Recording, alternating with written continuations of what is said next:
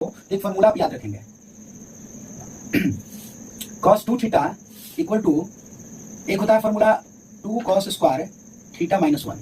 ठीक है, आप माइनस 1 को इस साइड में लेके आएंगे तो इसको बोल सकते हैं 1 plus cos 2 theta by 2 equal to बोलेंगे क्या जी, तो cos स्क्वायर थीटा। यानी एक फॉर्मूला आप ये याद रखिएगा। ठीक है, पहला क्या जी, cos स्क्वायर थीटा बराबर फॉर्मूला याद रखेंगे 1 प्लस cos 2 थीटा बाई 2।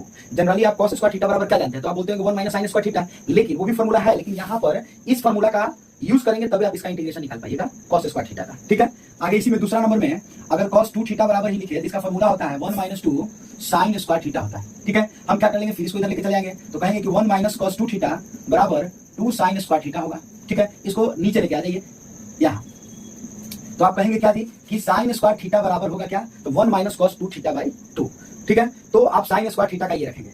तो आप समझिएगा बात है, इसका जरूरत कहाँ है और क्यों है। ठीक है, तो सबसे पहला चीज जब इंटीग्रेशन निकालने का जरूरत पड़ेगा, जैसे मान लेते हैं कि आप इंटीग्रेशन निकालेंगे, सबसे पहले ट्रिग्नोमेट्रिकल फंक्शन 6 होते हैं। ठीक है, 6 ट्रिग्नोमेट्रिकल फंक्शन में सबसे पहला चीज आप ध्यान दीजिएगा, अगर आपको बोला जाए पहला कि आप बताइएगा इंटीग्रेशन कॉसेक स्क्वायर थीटा का इंटीग्रेशन क्या होगा, कॉसेक स्क्वायर एक्स डीएक्स अगर इसको इंटीग्रेट करना है तो इसका इंटीग्रेशन क्या होगा, तो आप ये जानते हैं। ठीक है, कि इसका इंटीग्रेशन का डायरेक्टली फॉर्मूला होता है माइनस कॉट एक्स और प्लस सी, ये आप जानते हैं।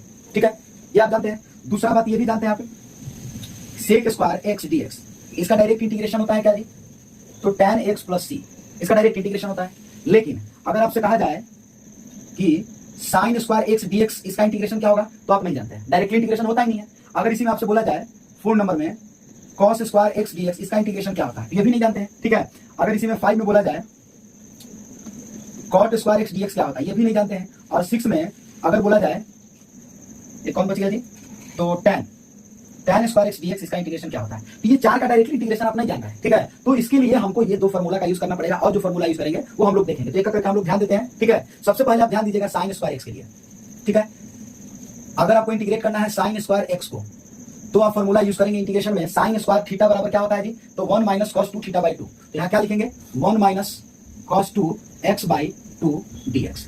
अब हम लोग क्या करेंगे, इसको सेपरेट कर लेंगे, अलग अलग कर लेंगे। तो सेपरेट करेंगे तो क्या मिलेगा, 1 बाई 2 dx, और यहाँ क्या मिल जाएगा जी, cos 2x बाई 2 dx।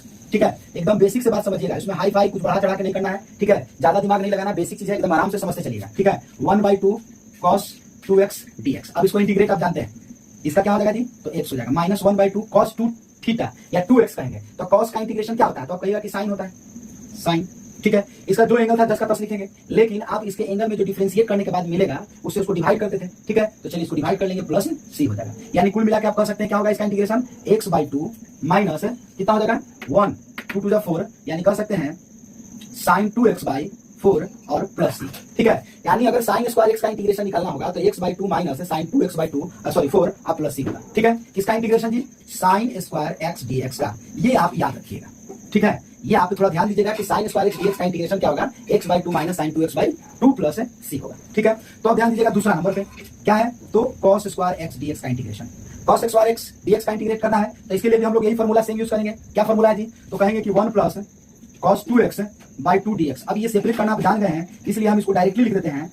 ठीक है, और यहाँ लिखेंगे क्या, cos 2x dx। ठीक है, 1 बाई 2। अब इसका इंटीग्रेशन हम डायरेक्ट लिख देते हैं, प्लस यहाँ cos का वही sin 2x, अब बाई कितना हो जाएगा, 2 टू 4 और प्लस सी।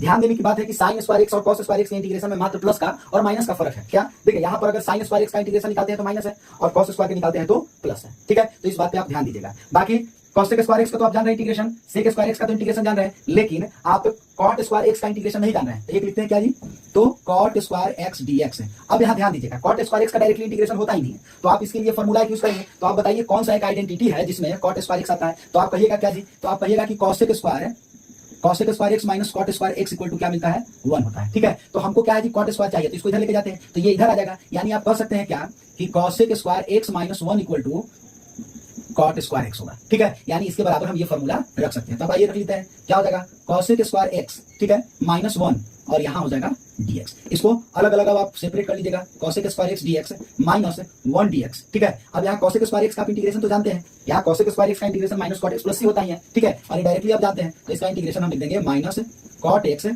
और प्लस सी, और यहाँ x का क्या हो जाएगा, 1 का x हो जाएगा प्लस सी। यानी आप कह सकते हैं कि cot स्क्वायर x का जब इंटीग्रेशन निकालिएगा तो minus cot x, minus common ले लेते हैं, यहाँ माइनस कॉमन लेंगे तो क्या मिलेगा जी, प्लस x और प्लस सी। ये ध्यान दीजिएगा कि cot स्क्वायर x का आपका इंटीग्रेशन होगा।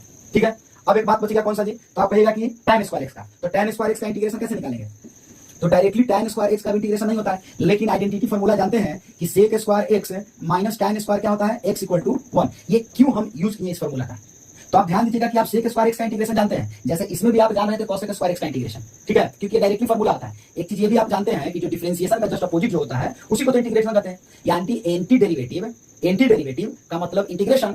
तो आप जब tan का डिफरेंशिएशन निकालते हैं तो sec स्क्वायर x होता है, तो sec स्क्वायर x का इंटीग्रेशन निकालिएगा तो tan x होगा। तो यहाँ बात वही चीज है, आप इसको ध्यान दीजिएगा। क्या करेंगे जी, तो tan स्क्वायर x बराबर क्या मिलेगा, तो tan स्क्वायर x बराबर आप लिखिएगा तो यहाँ हो जाएगा sec स्क्वायर x और -1 dx, ठीक है। इसको अलग अलग कर लेते हैं, sec square x dx -1 dx, इसको इंटीग्रेट करेंगे तो sec स्क्वायर x का इंटीग्रेशन डायरेक्ट आप जानते हैं कि tan x होता है, तो tan x और यहाँ माइनस है तो x प्लस c, ठीक है। यानी अगर आप देखें तो tan स्क्वायर x का डायरेक्ट इंटीग्रेशन आप कहें कि ये होगा, ठीक है।